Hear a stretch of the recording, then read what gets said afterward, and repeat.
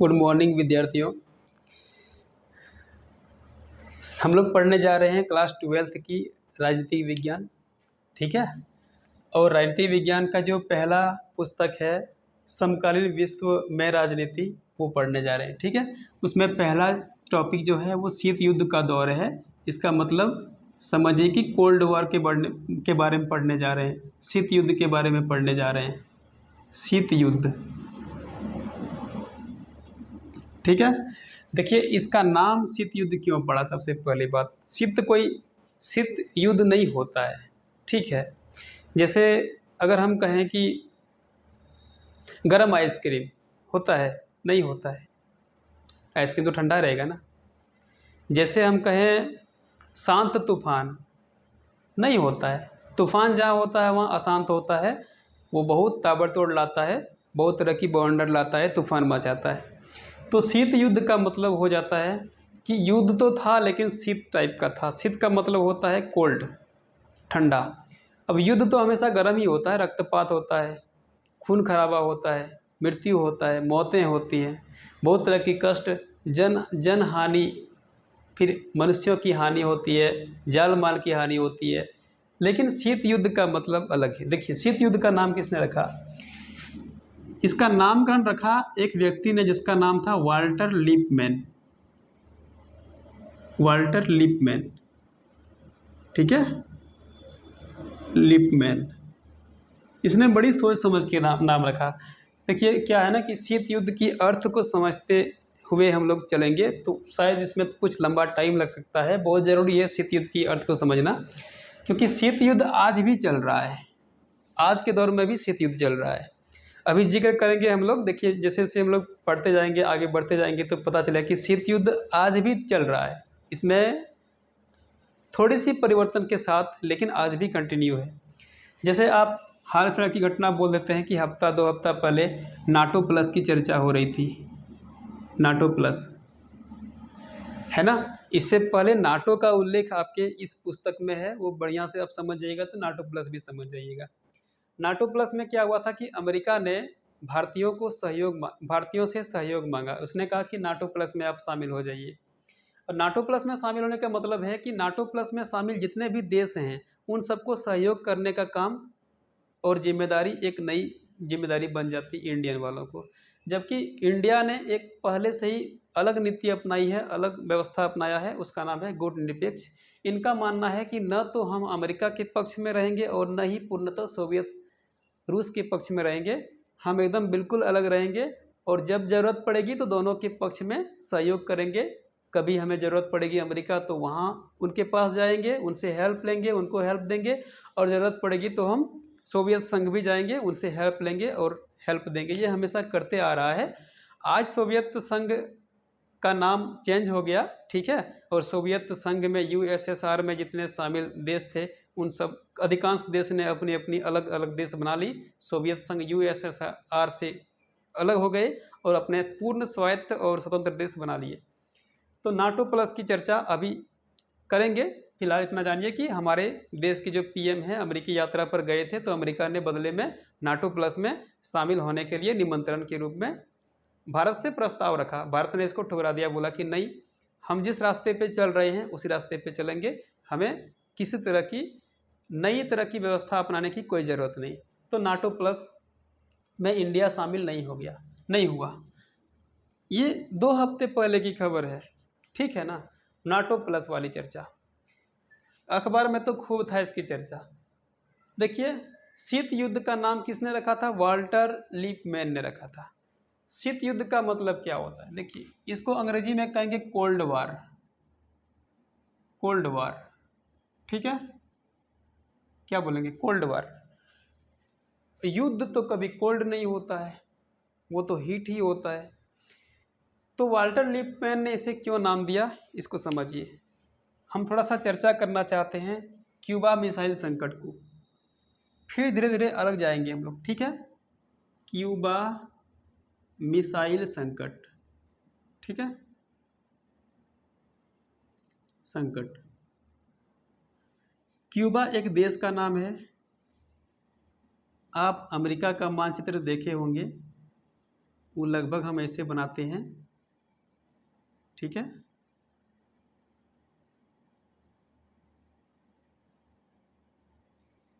हाँ,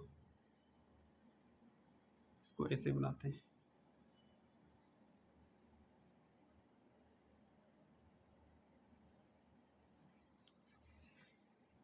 ये देश है क्यूबा।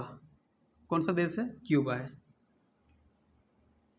यहाँ और भी कंट्री है, फिलहाल तो क्यूबा को लेके हमें जानना है। ये क्यूबा है।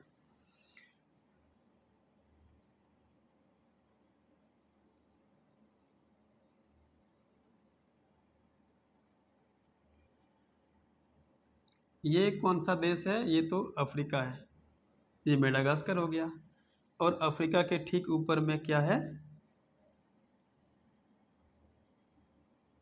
यूरोप है ना।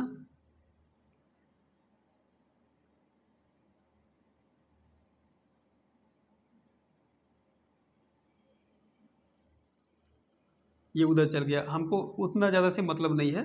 सिर्फ मतलब है क्यूबा से, ये क्यूबा है। और एक मतलब है रूस, यानी कि सोवियत संघ से मतलब है, ठीक है। एक बात इतना समझिए कि ये पूरा एरिया यूरोपीय देश है, ये यूरोप है। और रूस की सोवियत संघ की मैप माने तो ये सोवियत संघ है, थोड़ा दूर तक जाता है। यह सोवियत संघ है, इसको बोलते हैं USSR, ठीक है। ये यूरोप है। अच्छा, यूरोप को हम ऐसे लिखते हैं, बेहतर रहेगा।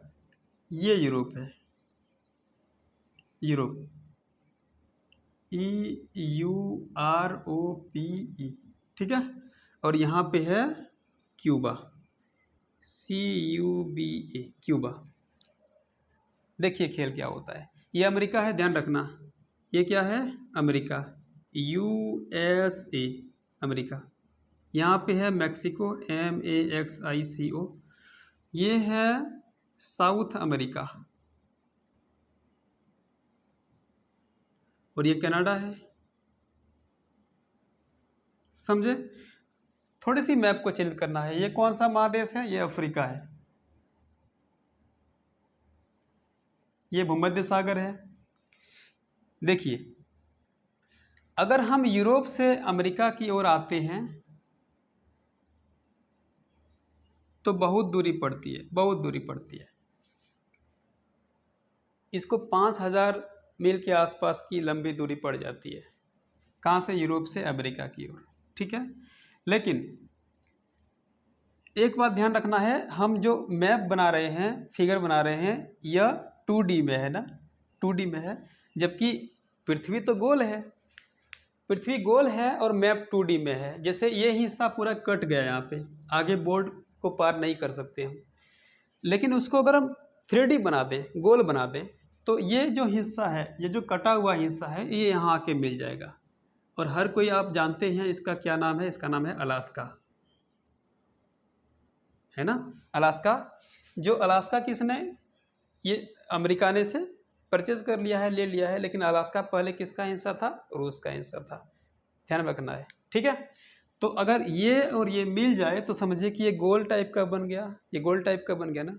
मान लीजिए कि आप सपोज दैट, मान लीजिए कि ये है 2D डायमेंशन, है ना, द्विविमीय में ये है। लेकिन इसको गोल कर दें तो ये मिल गया ना। ये दोनों हिस्सा आके मिल जाता है। पृथ्वी ऐसे ही है, गोल है, दोनों आके मिला हुआ है। तो ये वाला हिस्सा और ये वाला हिस्सा मिला हुआ है। इसका मतलब है कि अगर हम ऐसे देखें कि USSR और अमेरिका के बीच काफ़ी नज़दीकियाँ भी है। अगर इधर से दूरी है तो ये नज़दीकियाँ भी है। अगर प्रशांत महासागर से नज़दीकियाँ हैं तो जो अटलांटिक महासागर है उनसे दूरियां बनती है, काफ़ी दूरियां बनती है। तो इन दूरियों को तय करने के बाद ही आ पाते हैं कोई यूरोप से, कहाँ? अमेरिका। चलिए एक बात ध्यान रखिए, जब शीत युद्ध चल रहा था ना, तो उस टाइम 1961, ठीक ठीक डेट 1961 मतलब वर्ष में, जो रूस के जो महामहिम है, रूस के जो सम्राट हैं, यानी कि सोवियत संघ के जो सम्राट हैं, ठीक है, वो 1961 में चिंता करते हैं इनको चिंता लग जाती है कि मेरा जो सैनिक अड्डा है क्यूबा में, इसका सैन्य अड्डा था, रूस का सैन्य अड्डा कहाँ था? क्यूबा में था। कि मेरा जो सैनिक अड्डा है क्यूबा में, वहाँ पर अगर हम बढ़िया से इंतज़ाम करें, परमाणु बम का परमाणु व्यवस्था करें, परमाणु बम के खतरे को एहसास दिलाएं अमेरिका को, तो हम कहीं ना कहीं एक मारक क्षेत्र ज़्यादा बड़ा व्यापक पा जाएंगे। मामला क्या था देखिए, अगर अलास्का तो इसने ले ही लिया है, अगर रसिया यहाँ पे है, या तो फिर अगर 3D में देखें तो यहाँ पे है, और यहाँ से अगर अटैक करे एटम बम, परमाणु बम अटैक करे यूएसए पर, अमेरिका पर, तो थोड़ा दूर पड़ता है और इसकी मारक क्षमता कम हो जाती है। लेकिन अगर क्यूबा में अपना सैनिक अड्डा स्थापित कर दे और परमाणु या न्यूक्लियर स्थापित कर दे, तो ये मारक क्षमता बहुत नज़दीक पड़ जाती है। आप देख सकते हैं मानचित्र के हिसाब से क्यूबा और अमेरिका काफ़ी नज़दीक में है, ठीक है, क्यूबा और अमेरिका काफ़ी नज़दीक में है। लेकिन जो यूरोप के थे, जितने भी यूरोप के कंट्री थे, ये तो पहले यूएसएसआर का ही हिस्सा हुआ करता था, उसी का ही एक भाग हुआ करता था।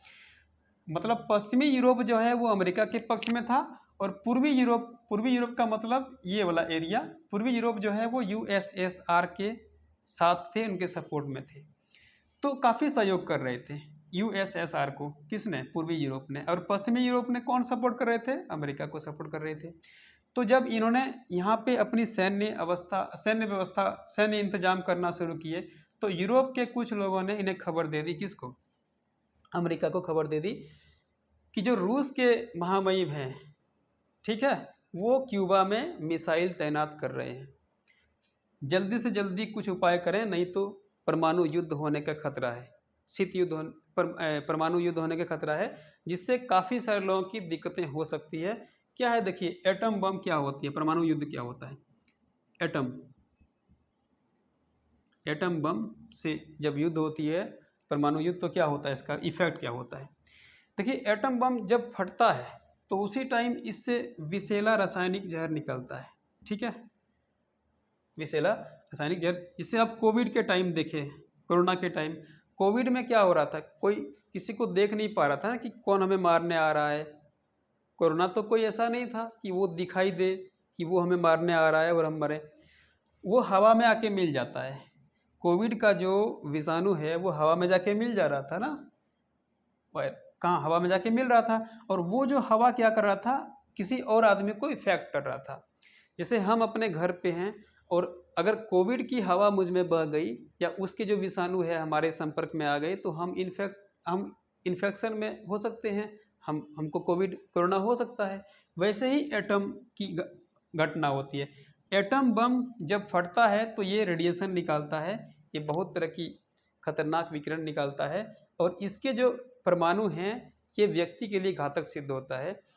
इसकी जो कण है, इसकी जो एटम है, ये हवा में मिल जाता है, मिश्रित हो जाता है, और बहुत दूर दूर तक, बहुत दिनों के बाद इसकी इफेक्ट पड़ती है, ठीक है। ये हवा है बेसिकली और कुछ नहीं, लेकिन ये बहुत घातक है, बहुत मारक है, इसकी इफेक्ट बहुत खतरनाक होती है। जैसे क्या होता है देखिए, मान लीजिए कि एक ज़मीन है और एटम बम यहाँ पे गिरा दिए, तो ये गड्ढा तो करेंगे ही, यहाँ पे बहुत बड़ी गड्ढा कर देंगे, और इस गड्ढे में अगर मान लीजिए कि 50 साल 60 साल बाद पौधा भी उग आया, ठीक है, और इस पौधे को कोई जानवर ने पत्तियाँ को खा गया, तो समझिए कि वो जानवर भी इस एटम से इफेक्टिव हो जाएगा, इससे प्रभावित हो जाएगा।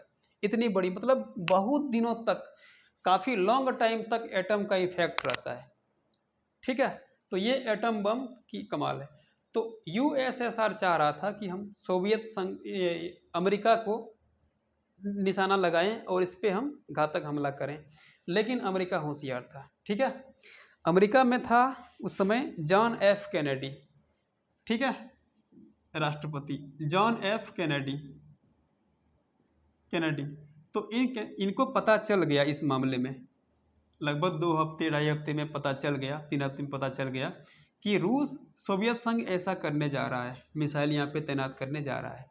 तो कैनेडी ने, जो क्रुश्चेव है, उनको दिया आदेश, बोला कि देखिए आप ये गलत कर रहे हैं, आप किसी के क्षेत्र में जा करके ऐसे बर्ताव नहीं कर सकते हैं, और हमारी जान को खतरा हो जाएगी तो बहुत बड़ी समस्याएं हो जाएगी। हम भी कुछ ना कुछ इंतजाम कर देंगे, दोनों चौपट हो जाएंगे। ठीक है। ऐसे में तो जब बहुत तरह की बातें क्रुश्चेव को बताया लेकिन उन्होंने माना नहीं, तो केनेडी ने आदेश दिया, बोला कि इनकी जहाज जो आ रहा है यहाँ से, ठीक है, इस जहाज को रोको, कैसे भी हो रोको। तो इन्होंने क्या किया, अपनी समुद्री सेना को आदेश दिया, बोला कि तुम बड़े बड़े जहाज ले जाओ और पहले इनको रोको, बैरियर लगाओ, ये जहाँ तक जाता है इनको रोको। ठीक है। तो जब रोकने की मुहिम चलाई तो क्रुश्चेव ने समझ गया कि नहीं, अब नहीं हो सकता है, ये जो मुहिम था, अभियान था, ये नहीं हो सकता है, इसलिए अब इसको बंद कर दिया जाए। तो क्या हुआ कि 1962 में क्यूबा मिसाइल संकट जो होने वाला था वो टल गया। सब ने चैन की सांस ली और सब ने सोचा कि नहीं, अब जो एटम बम की वार होने वाली थी, एटम बम की मार होने वाली थी, वो रुक गया। अब दुनिया चैन की सांस ले ली। ठीक है। ये घटना क्यूबा मिसाइल संकट के नाम से जाना जाता है। अब मान लीजिए कि अगर सोवियत संघ ने यहाँ पे मिसाइल तैनात करके अमेरिका पर एटम बम का हमला कर ही दिया होता तो क्या होता। देखिए दिक्कत क्या है, एटम बम की जो घटना होती है वो बहुत नाजुक की घटना, बहुत सेंसिटिव घटना होती है। इस बार आप यूक्रेन में जो हमला कर रहे थे व्लादिमीर पुतिन, यहाँ के रूस के यूक्रेन में, जब, तो आप देख सकते हैं कि ये एटम का अड्डा है जहाँ पे एटम के बहुत तरह के हथियार रखे गए हैं। अगर कुछ भी हो जाए, इन पर जरा सा आग लग जाए तो पूरी संभावना था कि पूरे यूरोप को उड़ा देते। तो मान लीजिए कि ये एरिया है जहाँ पे एटॉमिक हथियार रखे हुए हैं, और सोवियत संघ जब रूस जब अटैक कर रहा था यूक्रेन पे, तो इसके आसपास बम गिरा था। सोच के देखिए कि अगर बम यहाँ आके गिर जाता, यहाँ आके गिर जाता तो क्या होता। ये बहुत सेंसिटिव है, बहुत संवेदनशील ये हथियार है। अगर इसमें थोड़ी सी भी इसमें लग जाए ना, थोड़ी सी रिस्क वाली चीज़ लग जाए, जोखिम हो जाए, तो समझिए कि ये इतनी बड़ी विनाशक होती है कि फिर कहने की बात ही नहीं। अब जापान की हिरोशिमा नागासाकी की हाल सुने ही होंगे। वहाँ बहुत तरह की दिक्कतें आज भी वहाँ के निवासियों को सामना करना पड़ रहा है, बहुत तरह की समस्याओं का सामना करना पड़ रहा है। तो ये क्यूबा मिसाइल संकट था और इस संकट को टाल दिया गया, मतलब इसको ख़त्म कर दिया गया, दिक्कतें सब खत्म हो गई। लेकिन शीत युद्ध का जो अंतिम परिणति था वो ये था, हो सके अगर शीत युद्ध में क्यूबा मिसाइल संकट पूर्णतः सफल हो जाता, क्यूबा में मिसाइल तैनात करके एटम की लड़ाई हो जाती, तो हो सके थर्ड वर्ल्ड वार हो जाता, लेकिन ऐसा नहीं हुआ। ठीक है। तो मामला रुक गई। अब मामला रुक गई लेकिन शीत युद्ध चलते रहा। शीत युद्ध क्या हुआ, चलते रहा। अब थोड़ा समझिए कि शीत युद्ध है क्या असल में।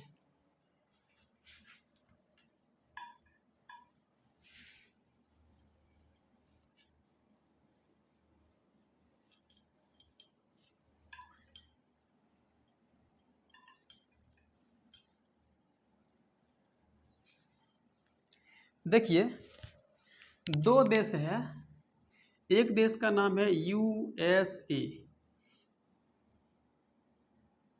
ठीक है, और एक देश का नाम है यूएसएसआर। यूएसए और यूएसएसआर, इसको अगर हम अमेरिका कहें तो ठीक है। एक बात ध्यान रखिए कि जब अमेरिका बोलते हैं तो अमेरिका में ये सारा महादेश ही आ जाता है। ठीक है। ये जो अमेरिका का हम मैप बनाए थे, ये पूरे अमेरिका आता है। ये कनाडा भी अमेरिका महादेश में ही आता है, यूएसए भी अमेरिका महादेश में आता है, मैक्सिको कहें, और बहामा, ये और इस तरह के ये जो दक्षिणी अमेरिका है, दक्षिणी अफ्रीका है, ये भी अमेरिका के ही दायरे में आ जाते हैं। लेकिन जब अमेरिका की बात बोलेंगे तो समझिए कि कहीं ना कहीं एक अमेरिकन आइडियोलॉजी की बात करी जा रही है। ठीक है, अमेरिकन आइडियोलॉजी की बात करी जा रही है। असल में क्या है कि ये जो अमेरिका कहा गया, ये अमेरिकन आइडियोलॉजी को फॉलो करता है, अमेरिका की बातों को ही मानता है। इसलिए सैद्धांतिक रूप से, व्यवहार के तौर से, भौगोलिक रूप से अलग है। ये अमेरिका, यूएसए, कनाडा, मैक्सिको, ये अलग है, लेकिन इन सब का जो विचार है और नीति है और जो प्रक्रिया है वो सब एक ही है, सब मिले हुए हैं, एक ही पॉलिसी से संचालित है। तो यूएसए का मतलब क्या समझिएगा, अमेरिका, और यूएसएस का मतलब सोवियत संघ, इसको समझिए सोवियत संघ, लिखते हैं सोवियत संघ। ठीक है, कुल 15 देशों से बनी एक संघ है सोवियत संघ। ठीक है, जिसमें बहुत सारे देश अभी अलग हो गए हैं, लेकिन पहले 15 देशों से बना हुआ एक समूह था। तो अमेरिका और सोवियत संघ दो देश हैं। ठीक है, और दोनों देश, इन दोनों की जो सिद्धांत है, इन दोनों की जो थ्योरी है, या इनकी जो सैद्धांतिक विचारधाराएं हैं, वो अलग अलग हैं, एकदम बिल्कुल अलग अलग हैं, आकाश जमीन के हैं। कोई आकाश में है तो कोई जमीन में है। ये कैसे अलग अलग हैं, देखिए। अमेरिका जो है, सबसे पहले यह पूंजी का समर्थन करता है, पूंजी का समर्थन। ठीक है, और यह जो है, ये समाज का समर्थन करता है, समाज का समर्थन। ये आप समझिए थोड़ी सी देर के लिए, पूंजी का समर्थन और समाज का समर्थन, इसमें से कौन आपको ठीक लगेगा? दोनों ठीक है अपने अपने मामले में। जैसे एग्जाम्पल के तौर पे कहें, दो देश का एग्जाम्पल लेते हैं, एक लेते हैं भूटान और एक लेते हैं अमेरिका। आप लक्षण को देखिएगा, भूटान और अमेरिका की लक्षण को देखिएगा। भूटान में जो है, वहाँ पे अधिकांश व्यक्ति जो हैं वो बौद्ध धर्म के हैं, जबकि अमेरिका अधिकांश व्यक्ति जो हैं ईसाई धर्म से बिलोंग करता है, लेकिन धर्म की कोई रोल वहाँ है नहीं, रिलीजन की कोई वहाँ रोल है नहीं, लगभग नहीं है रोल। ठीक है, तो यहाँ पे कह सकते हैं कि लगभग वहाँ के लोग धार्मिक है, लगभग धार्मिक है। ये बौद्ध धर्म भूटान बढ़ावा दे रहा है, अमेरिका लगभग धार्मिक है। लगभग का इसको कह सकते हैं, लगभग नहीं तो सबसे कम धार्मिक है, या अल्प धार्मिक, अच्छी बात है, अल्प धार्मिक देश है। ठीक है, अमेरिका में जो भी है वो पैसा सब कुछ है, जबकि यहाँ पैसा नहीं है, यहाँ संस्कृति है, यहाँ कल्चर है, यहाँ सभ्यता है। थोड़ा अंतर देखिए, हो सके अपने घर में भी इसको रिलेट करिए। आपके मन में क्या चल रहा है, आपके पड़ोसी क्या है, आपके गांव में कौन कौन पूंजी को बढ़ावा देता है, कौन कौन समाज को बढ़ावा देता है। थोड़ा सोचिए कि गांव घर से करिए। देखिए क्या है ना, गांव घर से आप किसी भी समस्याओं, खासकर विश्व राजनीतिक व्यवस्था की समस्याओं को समझना चाहिएगा। अगर समझने का मन करता है तो गांव घर की राजनीतिक व्यवहार को देखिए, गांव घर में कैसे हो रहा है आचरण, राजनीतिक आचरण, वो देखिए आपको सारा कुछ समझ में आ जाएगा। गांव घर की जो पॉलिटिकल ऑर्डर है और पॉलिटिकल सिस्टम है, उससे कहीं ज़्यादा बढ़ के है नहीं, ये सेम है। जैसे समझिए, अगर हम एक कंकड़ की वास्तविकता को समझा दें हम, तो वही जो कंकड़ में जो मटेरियल है, उसमें जो अणु हैं, उसमें जो एटम है, वही चीज़ तो हिमालय में भी होगा ना। तो कंकड़ को समझ जाओ, हिमालय में जो रखी पत्थर है वो भी समझ जाइएगा, उसमें कोई अंतर नहीं है ना। तो ऐसे ही अगर हम किसी भी चीज़ को समझना हो तो उसके छोटे स्वरूप को समझ जाइए, फॉर्मूला वही है, फर्क है कि वो रूप में बड़ा है, हिमालय रूप में बड़ा है, लेकिन वो भी तो पत्थर ही है ना। तो आपके जो आसपास पत्थर ढेला वगैरह हैं उनको समझिए, आप हिमालय को समझ जाइएगा। वैसे ही गांव घर की जो राजनीतिक व्यवस्था है उसको समझिए, आप विश्व व्यवस्था को समझ जाइएगा। शीत युद्ध, वर्ल्ड वॉर, जितने भी युद्ध हो रहे हैं, जितने भी अभी घटनाएं घटित हो रही है, समसामयिक हो, इंटरनेशनल रिलेशन के बारे में हो, इंटरनेशनल लॉ एंड ऑर्डर के बारे में हो, इंटरनेशनल इकोनॉमिक सिस्टम के बारे में हो, एंड इंटरनेशनल स्ट्रेटेजिक जो डिप्लोमेटी हो रहा है, डिप्लोमेटिक सिस्टम, वो भी इसके बारे में हो। ये सारा आप रिलेट कर पाएंगे, समझ पाएंगे, इसमें कोई दो राय नहीं। आप पहले गांव घर की व्यवस्था को समझिए। फिलहाल देखिए, तो हमने बताया कि भूटान जो है वो बौद्ध धर्म को संरक्षण देता है, बौद्ध धार्मिक देश है, ये अल्प धार्मिक है, पैसा सब कुछ यहाँ पे है भूटान में, संस्कृति और सभ्यता सब कुछ है। देखिए, भूटान के लोगों से पूछा गया कि आप क्या चाहते हैं, तो इन्होंने कहा कि हमें आत्मीय शांति चाहिए। ठीक है, आत्मीय शांति चाहिए। ठीक है, तो इनसे पूछा गया कि पैसे नहीं चाहिए, बोला कि नहीं चाहिए। और इनसे पूछा गया क्या चाहिए, इन्होंने कहा भौतिक सुख चाहिए, भौतिक संसाधन चाहिए, भौतिक संसाधन। ठीक है, तो यहाँ समझने योग्य बात है कि आत्मीय शांति कोई चाह रहा है, कोई भौतिक संसाधन चाह रहा है, मतलब कि एक अलग ही मांग कर रहा है, एक अलग ही मांग कर रहा है। अगर भूटान की बात करें तो वहाँ पे चोरी नहीं होता है, वहाँ चोरी नहीं होता है। जैसे अगर आपका फ़ोन गिर गया, भूटान में आप हैं, आप रास्ते में जा रहे हैं, आपका फ़ोन गिर गया, तो आप उम्मीद रखिए कि वो फ़ोन आपको वहीं मिलेगा जहाँ गिरा हुआ है, जबकि ये किसी देश में होती नहीं है, इंडिया में भी होती नहीं है। आप पाकिस्तान चल जाओ, पाकिस्तान में तो खैर कहना ही नहीं, आपको उठा लेगा फ़ोन के बदले, है ना। ये बहुत तरह की खबरें आती है, अभी देख रहे हैं किसी सीमा पार होकर सीमा चली आई है हमारे यहाँ और बोलती है कि हमें नागरिकता दो, है ना। बताइए, जो सोचने वाला बात है कि एक महिला पबजी खेल करके, पबजी खेलते खेलते किसी पुरुष से प्रेम हो जाता है, लव हो जाता है उसको,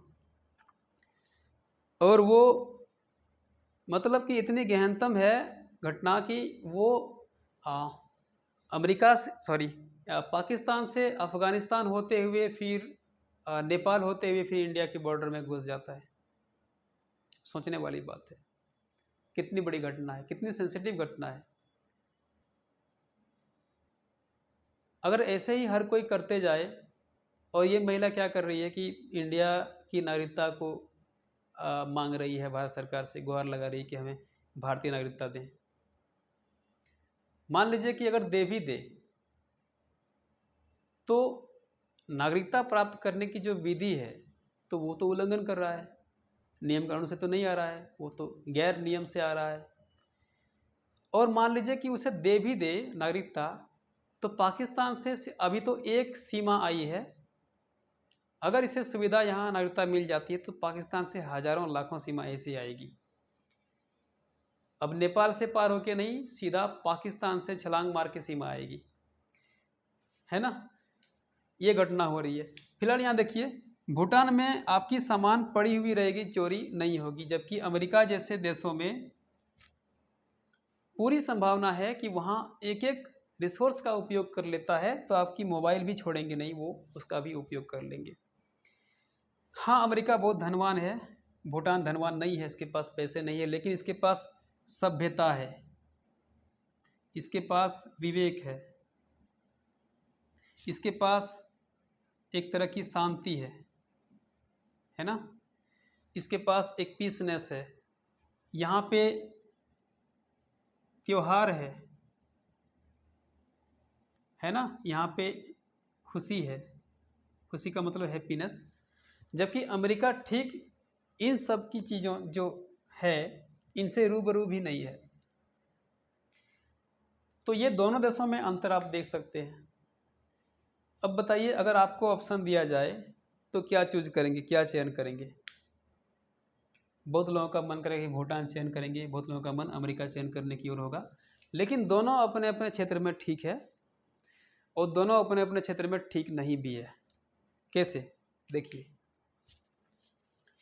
मान लीजिए कि अब ये तो देश की बात रही, अब मान लीजिए कि हम व्यक्ति की बात करते हैं।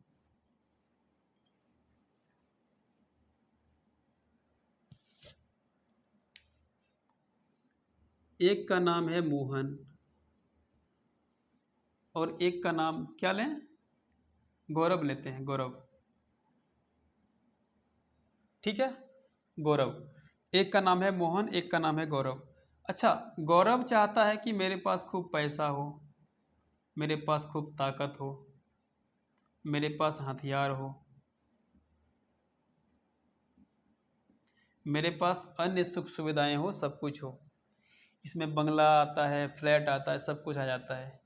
इसका मतलब कि साधन संपन्न हो, साधन संपन्न हो।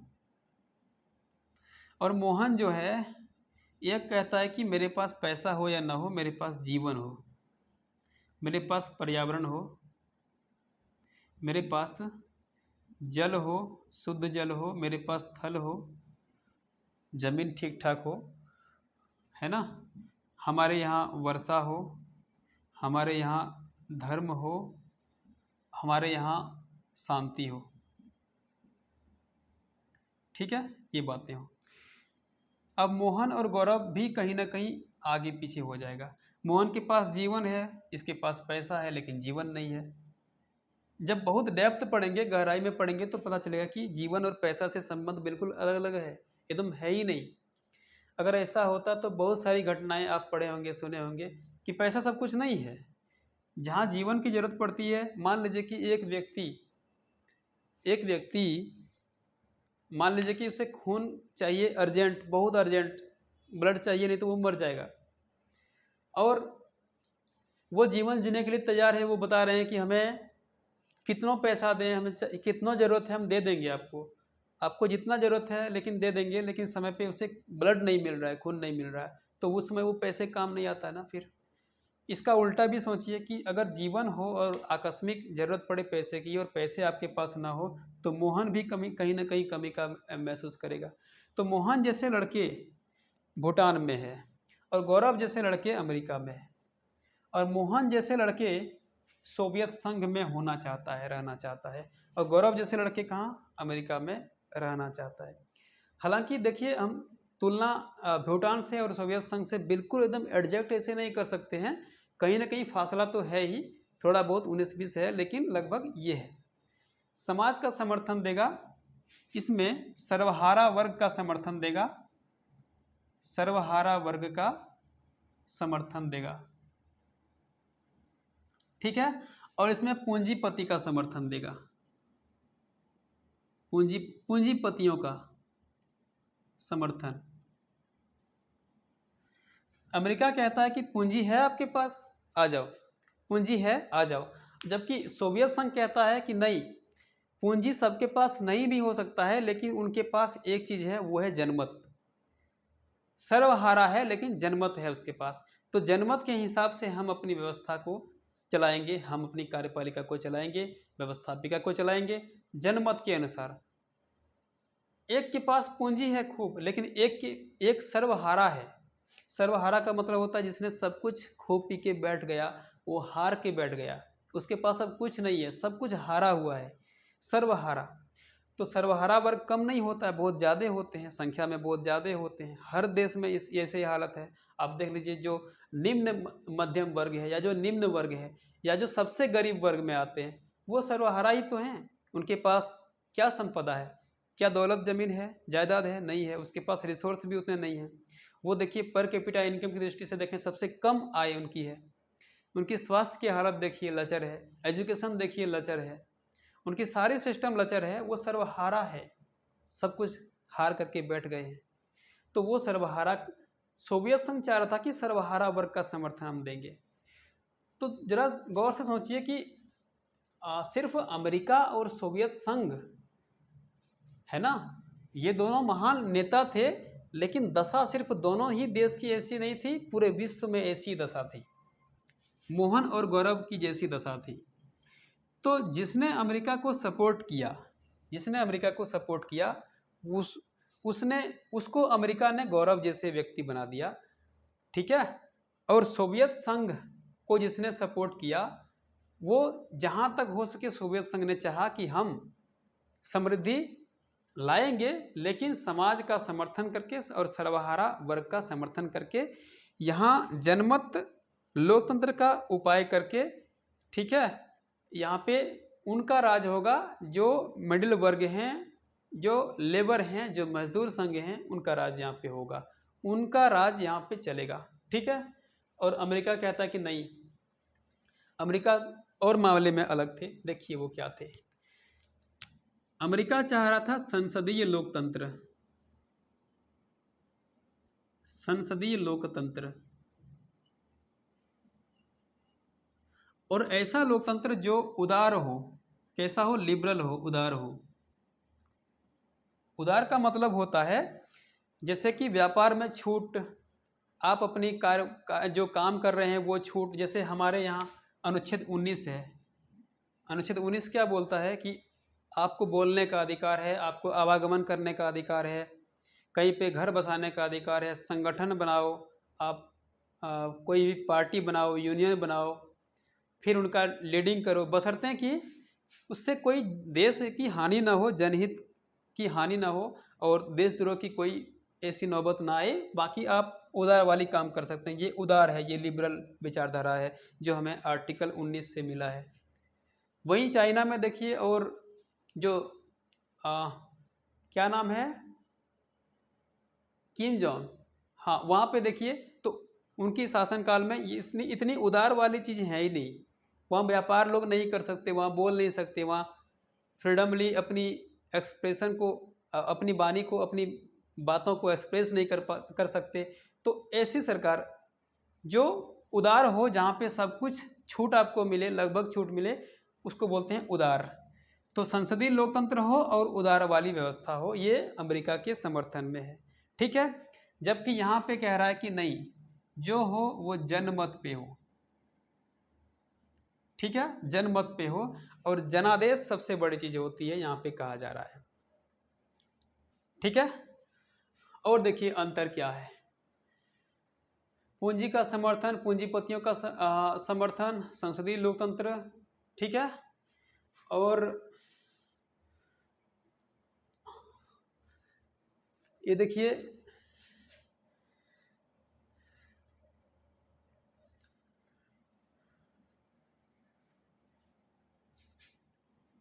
ये चाह रहे थे कि ये विश्व व्यवस्था में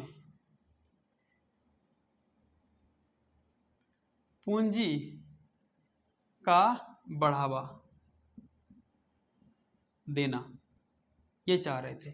और ये क्या चाह रहे थे, विश्व व्यवस्था में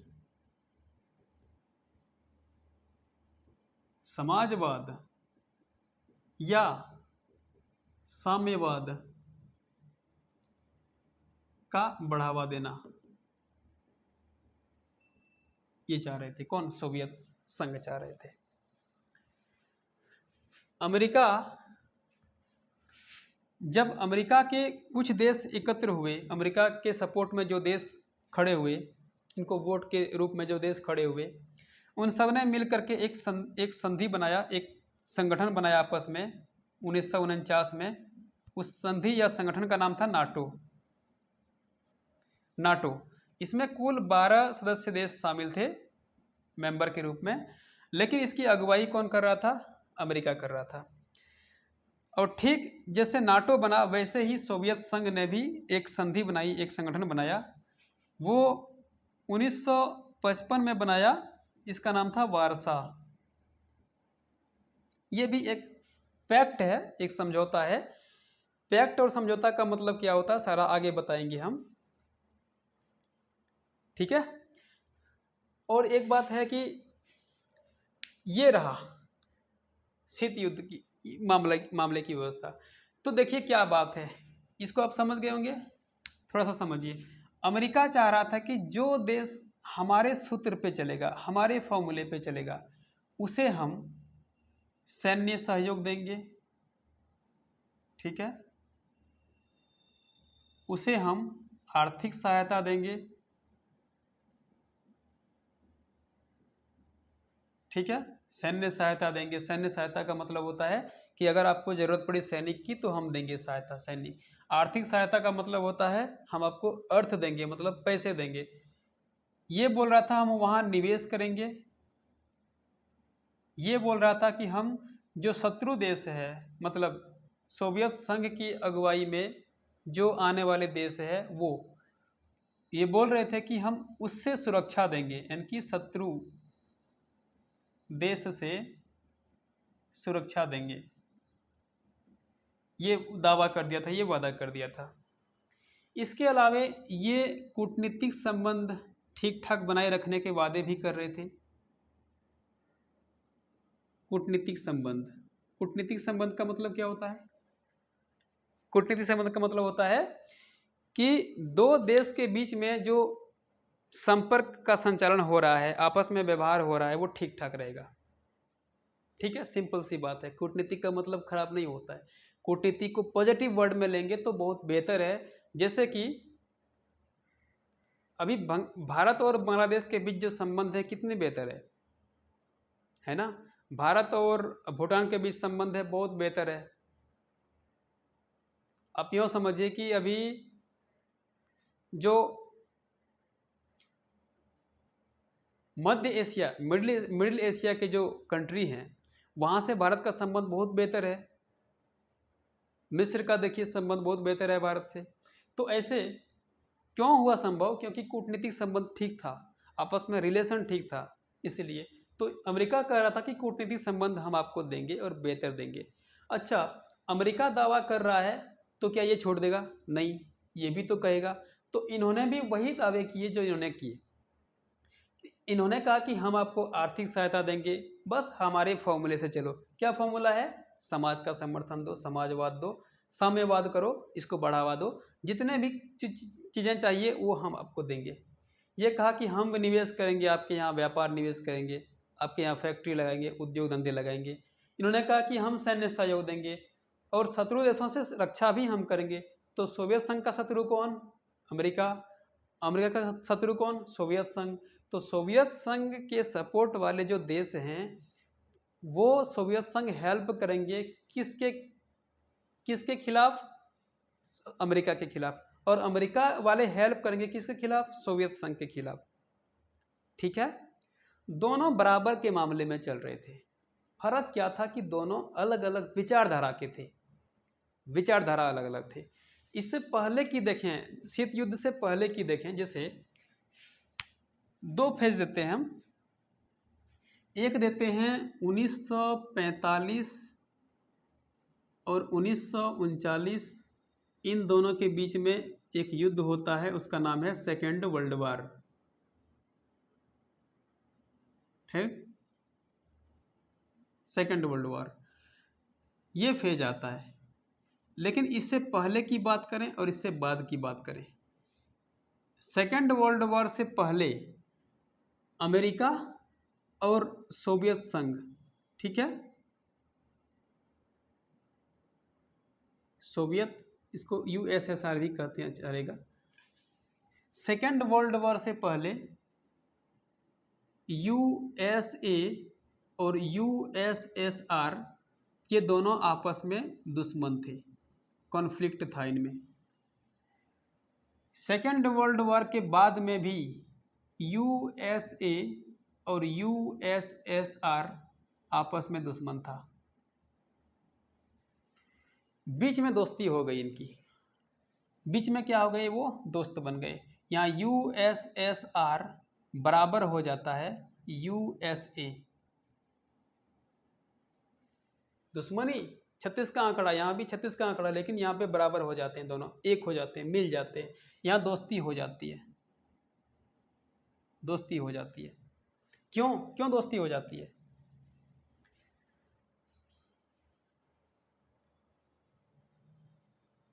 दोस्ती क्यों होती है? दोस्ती इसलिए होती है क्योंकि दोनों जो हैं, अमेरिका और सोवियत संघ, दोनों धनी हैं, दोनों संपन्न देश हैं और दोनों महाशक्ति भी है। इसलिए दोनों ने सेकेंड वर्ल्ड वॉर में खूब लाभ उठाने का प्रयास किए, खूब लाभ उठाए। सेकेंड वर्ल्ड वॉर में इन्होंने कहा कि देखिए भैया, अभी जिस तरह का माहौल बना है, इस माहौल में हम लोग फ़ायदा कमा सकते हैं, हम लोग हथियार बेच सकते हैं, हम लोग किसी भी देश की अगुवाई कर सकते हैं, किसी भी देश को लड़ा सकते हैं, और लड़ाने के बाद उनकी जितनी भी क्षतिपूर्ति होगी वो पूरा करके हम बदले में उनसे ले सकते हैं, बाद में वसूल सकते हैं। तो इन दोनों ने पैसे कमाने के लालच में खूब जोरदार घमासान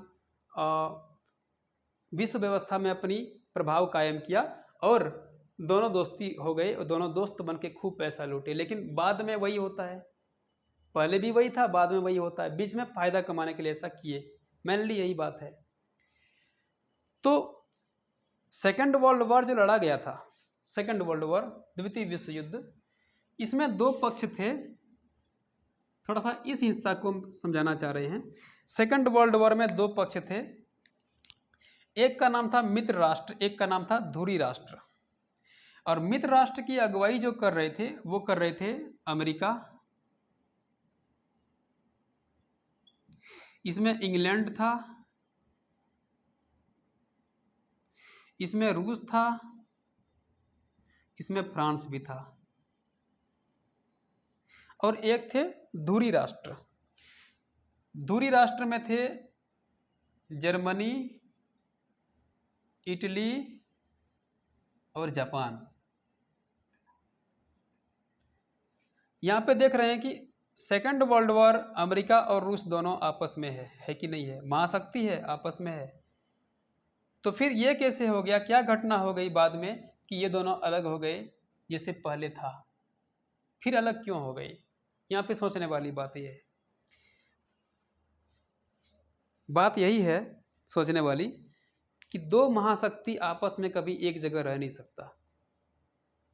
ये नियम है, ये खेल है।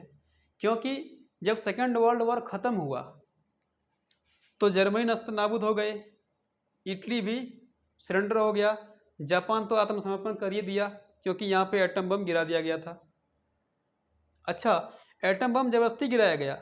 अमेरिका जान रहा था इस बात को कि जापान आत्मसमर्पण करने जा रहा है, फिर भी एटम बम गिराने की क्या जरूरत थी? कोई जरूरत नहीं थी ना। जब अमेरिका जान रहा था कि जापान सरेंडर करने जा रहा है, सरेंडर करने को तैयार हो गया है, तो फिर भी क्या जरूरत थी कि जापान पे अटैक करे? वो जरूरत इसलिए थी ताकि जापान पर अटैक करेगा तो ये इंफॉर्मेशन जाएगा सोवियत संघ के पास और ये कांपेगा डर से। मतलब समझिए कि मान लीजिए कि ए और बी दुश्मन है, तो ए ने बी को डराने के लिए जेड पर अटैक कर दिया, है ना, जेड पर अटैक कर दिया। ये दोनों दुश्मन है। क्योंकि दुश्मन क्यों है? सोवियत संघ दुश्मन ही बन गया था ना। जब जापान आत्मसमर्पण करने जा रहा था, जेड आत्मसमर्पण करने जा रहा है, तो क्या जरूरत है कि हमें यहाँ पे अटैक करना हो, एटम बम गिराना हो? कुछ तो पता चला होगा ना उसको। और अमेरिका उस समय बहुत टैलेंट था, बहुत ताकतवर भी था और खुफिया के मामले में खूब चतुर थे। उन्हें पता था इस बात की भली भांति। ठीक है, तो वहाँ के जो डिप्लोमेट्स हैं ये बता दिए थे कि जापान अब सरेंडर करने जा रहा है, लेकिन फिर अमेरिका ने कहा कि नहीं, वहाँ जाके गिराओ एटम बम।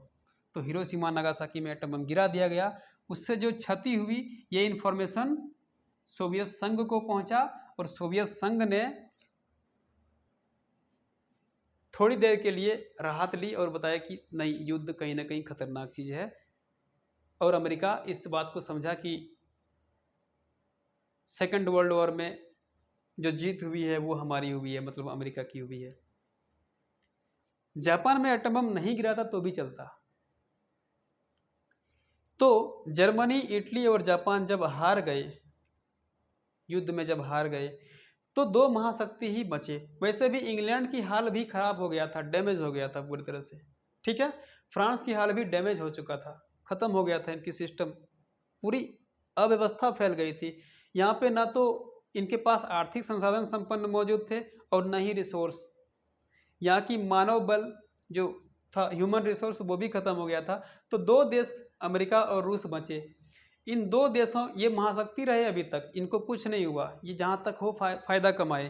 क्योंकि रिसोर्स को बेचने में, हथियार बेचने में, पैसे उधार देने में, ऋण देने में काफ़ी भूमिका निभाई दोनों कंट्री ने। तो दोनों देश बचे महाशक्ति के रूप में। तो इन दोनों महाशक्तियों की जब बाद में कॉन्फ्लिक्ट पैदा हो जाता है, दुश्मनी पैदा हो जाता है, तो यही दुश्मनी शीत युद्ध के रूप में आता है, शीत युद्ध कहा जाता है। समझ में आ गया? शीत युद्ध इसे बोलते हैं। दो महान अमीर कभी एक नहीं हो सकता, ये फिलोसॉफी है। ये अपने गांव घर में भी देख लीजिए, दो समान व्यक्ति जो किसी न किसी व्यवसाय में शामिल है, वो कभी एक रहा नहीं है, कहीं नहीं रहा, एक रहेगा ही नहीं वो। क्योंकि एक दूसरे के भीतर, एक दूसरे के मन में गहरी असंतोष है, गहरी दिक्कतें हैं, गहरी मुसीबतें हैं। ये असंतोष किसी न किसी रूप निकल के आएगा ही, वो निकला। यहाँ पे अमेरिका और सोवियत संघ दोनों के जो युद्ध हैं, शीत युद्ध के रूप में निकला। और आपके जो आसपास क्षेत्र हैं वहाँ पे किसी और रूप में निकलते हैं। हो सके ये बिखराव के रूप में निकले, हो सके ये अलगाव के रूप में निकले, हो सके ये झगड़े के रूप में निकले, लेकिन निकलता है। क्योंकि दो सक्षम व्यक्ति किसी एक प्लेटफॉर्म पर रह ही नहीं सकता। दोनों अलग अलग व्यवसाय, अलग अलग रास्ते अपनाएंगे, दोनों में विविधताएं होंगी, दोनों अलग अलग रास्ते पर चलने की ओर शामिल हो जाएंगे। तो ये रहा अमेरिका और सोवियत संघ के बीच क्यों हुआ था कोल्ड वॉर, इसकी बात। ठीक है। अच्छा, हम इसको मिटाते हैं फिलहाल।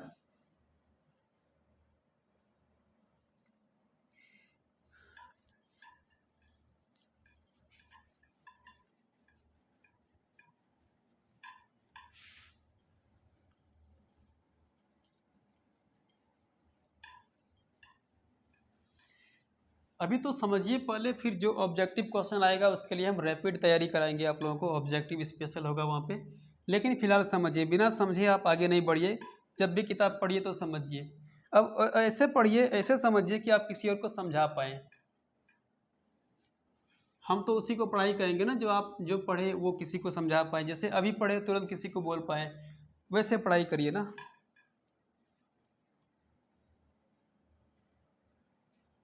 फिर देखिए इंडिया कैसे आगे बढ़ता है, फिर देखिए कि हमारी समाज कैसे आगे बढ़ता है, फिर देखिए सभ्यताओं का राज फिर होगा, सभ्यताओं की जगह फिर होगी। शीत युद्ध की जो लड़ाई थी, तौर तरीका जो था, ये किस रूप में था इसको देखिए। ये जो युद्ध लड़ा गया, इसकी क्या प्रवृत्ति थी, मतलब क्या शैली था, लड़ने की शैली क्या था, स्टाइल क्या था। ठीक है। जैसे लड़ाई होता है तो कई तरह का होता है ना, उसमें स्टाइल होते हैं। तो इसकी क्या स्टाइल थी, इसको शीत युद्ध जो कहा गया, इसकी क्या स्टाइल थी, लड़ने की स्टाइल क्या थी इसकी, ये समझना है आपको। शैली क्या थी, क्या तरीका था लड़ने का। तो शीत युद्ध देखिए, सबसे पहली बात, हथियार से नहीं लड़ा गया, यह था वाक युद्ध। वाक युद्ध, वाक युद्ध का मतलब होता है, वाक का मतलब होता है बोलना, स्पीच। ठीक है, स्पीच, वॉर, वाक युद्ध था। देखिए वाक युद्ध का मतलब क्या होता है, देखिए जैसे कि दो व्यक्ति अगर हथियार से लड़े तो उसको हथियार हथियार से लड़ा गया युद्ध कहते हैं। लेकिन जब दो व्यक्ति आपस में बोले, सिर्फ बोले, जैसे एक व्यक्ति है और ये एक व्यक्ति है, एक दूसरे की आलोचना किया जा रहा है, ये इस पर आलोचना कर रहा है, ये इसको आलोचना कर रहा है, तो यहाँ पे लड़ नहीं रहा है, आपस में ये आलोचना किए जा रहे हैं, ये इसको गाली बक रहे हैं, ये इसको निंदा कर रहे हैं, ये इसको छोटा दिखा रहे हैं, ये भी इसको छोटा दिखा रहे हैं। इसको बोलते हैं वाक युद्ध। आप गांव घर में देख रहे होंगे, जो लड़ाई होता है दो तरह का होता है। जो महिलाएं लड़ती है वो दो तरह की लड़ती है ना। पहले महिलाएं तो वाक युद्ध लड़ती है, महिलाओं के युद्ध को शीत युद्ध आप कह सकते हैं। और जब पुरुष आता है, जब सुनता है कि लड़ाई लड़ रहा, और दोनों पक्ष के पुरुष जब लड़ते हैं, उसको आप हीट युद्ध कह सकते हैं, मतलब कि गर्म युद्ध कह सकते हैं, हीट वॉर कह सकते हैं। अभी ये कोल्ड वॉर है, महिलाएं कोल्ड वॉर में है, पुरुष जो हैं वो किस में आएगा, गर्म युद्ध में आएगा, हीट वॉर में आएगा, है ना।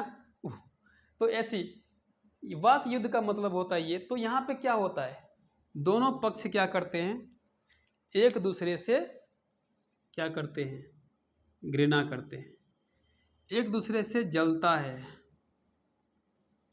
एक दूसरे को नीचा दिखाता है, एक दूसरे पर आलोचना करता है, नेगेटिव आलोचना, है ना। अच्छा, ये बोल सकती है अभी, तो अभी बोल के लड़ाई लड़ रही है। देखना जब बाद में ये जाएगी, मान लीजिए कि ये अपना नैहर चली गई, ये अपना नैहर चली गई, तो नैहर में भी इन दोनों के बीच जो वार्तालाप है वो चलते रहता है। कैसे चलते रहता है, ये नैहर वाले को सुनाएगा, ये नैहर वाले को सुनाएगा, और कभी कभी जो इनडायरेक्टली रिलेशन या परोक्ष रूप से जो संबंध होते हैं, ये इनके बीच की बातें बोल जाते हैं। तो कहीं ना कहीं ये अपने घर में तो लड़ी ही दोनों, नैहर को दूषित भी कर दिया, नैहर में भी इस बात का प्रचार प्रसार कर दिया कि वो ऐसा है, ये ऐसा है, वो नीच है, वो ये है, वो है, दुनियादारी। इसको बोलते हैं वाक युद्ध। अच्छा, वाक युद्ध, ये दोनों आपस में युद्ध कर रहे हैं, हवा में युद्ध कर रहे हैं। इसके बीच एयर है ना, स्पेस है, यहाँ तो स्पेस है, लेकिन इनके बीच भी स्पेस था, लेकिन स्पेस की एक माध्यम थी। जब, समझिए यहाँ पे,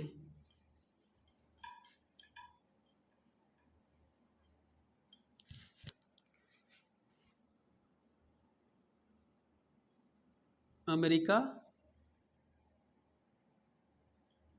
सोवियत संघ,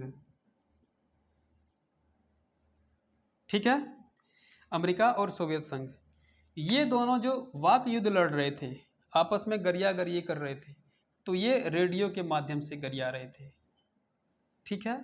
अब रेडियो के माध्यम से गरियाने से क्या होता है कि रेडियो जो है ये पूरे वर्ल्ड में, विश्व में नेटवर्क है इसकी ना, एक यहाँ नेटवर्क है, एक यहाँ नेटवर्क है, मान लीजिए कि ये है केंद्र, ये यहाँ, हर जगह विश्व में कोई भी ऐसा देश ना होगा जहाँ पे इसकी नेटवर्किंग सिस्टम ना होगा रेडियो का। तो अमेरिका जब गरियाता है सोवियत संघ को, तो ये पूरे विश्व में खबर फैलती है, और सोवियत संघ जब इसको गाली देता है या इसको नीचा दिखाता है तो पूरे विश्व में खबर फैलती है। तो रेडियो, टीवी, ठीक है, इसके अलावा समाचार, ठीक है, इसके अलावा अन्य जहाँ पे इनको रिसोर्स मिले अपनी बात को बोलने का, पैम्फलेट हो, किताब हो, विचारधारा हो, उनके माध्यम से दोनों लड़ते थे, लेकिन युद्ध में कभी तलवार हाथ में नहीं लाया इन्होंने, ठीक है। कुछ देश की चर्चा करेंगे जहाँ पे युद्ध होने की सिचुएशन पे था, लेकिन युद्ध टल गया, युद्ध हुआ नहीं, इसलिए तो ये शीत युद्ध को साहसी पूर्वक कह सके हैं लिपमैन कि ये शीत युद्ध रहा है। तो एक माध्यम ये रहा कि यह वाक युद्ध था, इसमें एक दूसरे को घृणा करना और नीचा दिखाना शामिल था, ठीक है, वाक युद्ध। अभी वाक युद्ध का कुछ असर आप सुन रहे होंगे। कुछ कुछ आलोचक ऐसे हैं हमारे भारत में जो एकदम सही खबर को एकदम नेगेटिव रूप में लेते हैं। एग्जाम्पल के तौर पे बता दें, इस बार मोदी जी जो हमारे देश के पीएम हैं वो गए थे अमेरिका, बहुत बेहतर यात्रा रहा। अब आप देख ही रहे होंगे कि ऐतिहासिक काल में एकमात्र पीएम यही रहे हैं जिन्होंने अमेरिका को इतनी मजबूती के साथ अपने अंतर संबंध स्थापित किए। तो जब लोग आलोचना के तौर पे इसको कहते हैं तो वो कहते हैं कि मोदी जी ने, जो बाइडेन है राष्ट्रपति अमेरिका का, उनको पैसे दे करके, उनको बहुत बड़ी रकम दे करके उनसे ये सारा करवा रहा है। बताइए, ये बता रहा है, मतलब भारत की एक फिलॉसफी है योग, ये वहाँ जाके इन्होंने दिया। तो आलोचक क्या कहते हैं कि योग जो कराया गया उन अमीरों को, जिनको बिठाया गया फील्ड में और योगा कराया गया, उनको बोल रहे कि भाड़े पे लाया गया था। अब इतनी गहरी आलोचना करने वाले क्या बोलिएगा फिर इसमें, तो अब क्या बोलेंगे, सबके लिए कोई शब्द ही नहीं है ना। खैर छोड़िए, आलोचना करने वाले कुछ भी किसी भी हद तक जा सकते हैं, बोल सकते हैं। तो ये ऐसे आलोचना यहाँ पे हो रहा था, अमेरिका सोवियत संघ के बीच ऐसे ही आलोचना हो रहा था, ठीक है। अच्छा, दूसरा देखिए, ये तो पहला हो गया कि वाक युद्ध हो गया। शीत युद्ध में नंबर 2 में था, इसको बोलते हैं अंतरिक्ष युद्ध, स्टार वॉर, स्टार वॉर, ठीक है। अंतरिक्ष युद्ध का मतलब हो जाता है कि अंतरिक्ष के क्षेत्र में कौन सबसे आगे निकल पा रहे हैं, ठीक है। जैसे इस बार आप इसरो में देखें, चंद्रयान 3 जो सैटेलाइट या चंद्रयान हो या कुछ भी हो, जब ऊपर में एस्टेब्लिश करने की पूरी इंतजाम करता है, तो कहीं ना कहीं कोई ना कोई देश की जो ताकत है, उसकी जो क्षमता है, इसका प्रदर्शन करता है, ठीक है। इससे पहले जितने भी स्टार वॉर हुए या अंतरिक्ष में जाने की व्यवस्था किया गया, ये अमेरिका चाह रहा था कि हम स्टार वॉर में सबसे आगे हों, रसिया चाह रहा था या सोवियत संघ चाह रहा था कि हम स्टार वॉर में आगे हों। ये एक दूसरे अपने अपने स्टार वॉर में, अंतरिक्ष में अनुसंधान, अंतरिक्ष की खोज या अंतरिक्ष में बहुत तरह की रॉकेट्स लॉन्च करना, है ना, सैटेलाइट लॉन्च करना, इस तरह की दोनों के बीच आपस में प्रतिस्पर्धा थी। क्यों? क्योंकि सोवियत संघ, जैसे अमेरिका ने एक मिसाइल मान लीजिए कि ऊपर भेजा, या तो फिर इसने सैटेलाइट ऊपर भेजा, तो अमेरिका की खूब वाहवाही हुई विश्व पटल पे। सोवियत संघ वहाँ चुप नहीं रहेगा ना, ये भी चाहेगा कि हम भी कहीं ना कहीं इसको ऊपर भेजें मिसाइल को, तो इसकी भी नाम रहेगी कंटिन्यू। आप कभी ये खेल देखे हैं कि दो घर के बीच, मान लीजिए कि एक घर है, ये गांव घर में देखना यार सब कुछ देखने को मिल जाता है। एक घर ये है, अब बगल में एक घर ये है, छोटा बड़ा है, ये अगर ऊपर है, ऊंचा है, तो इसकी भी दौड़ है कि हम इससे ऊंचा बना दें घर, इसकी भी दौड़ है कि हम इससे ऊंचा घर बनाएं। अगर ये इसकी मान लीजिए कि एक समय आएगा और ये घर जो है बदल करके थोड़ा बड़ा हो जाएगा, इसके पास खूब आमदनी, जद्दोजहद कर देगा, पूरे पैसे सब कुछ तैयार करके मान लीजिए कि इसने बड़ा घर बना दिया, इसने बड़ा घर बना दिया। अब ये शांत नहीं बैठेगा, ये भी बड़ा घर बनाने का पूरा प्रयास करेगा। ठीक है, ऐसे ही जो एक दूसरे के बीच जो आपस में प्रतिस्पर्धा है, कंपटीशन है आगे बढ़ने की, आगे बढ़ने की का मतलब होता है घर आगे ऊंचा उठाने की। तो ऐसे ही यहाँ पे अमेरिका और सोवियत संघ के बीच हो रहा था। ठीक है, चलिए अगला क्लास हम दे देंगे अगला, फिलहाल तो इसको यही स्टॉप करते हैं।